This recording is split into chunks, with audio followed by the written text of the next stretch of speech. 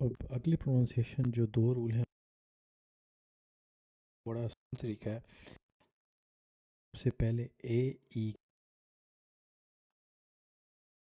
یہاں پہ آپ آئے تو اس کو آپ نے ایسے پڑھنا ہے جیسے انگلش زبان میں آئے ہوتا ہے. جیسے اب سیکنڈ پہ انگلش زبان کا آئی آ رہا ہے تو یہ پورے کمبینیشن کو آپ نے آئے پڑھنا ہے.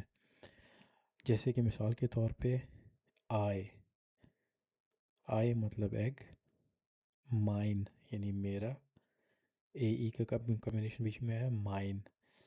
جیسے کہ میں نے بتایا کہ اس کمبینیشن کو آپ نے انگلش زبان کے آئے کی طرح پڑھنا ہے. تو مائن، دائن تمہارا، سائٹ ٹائم، کلائن چھوٹا، بلائبن رہنا، ہائس کہلانا.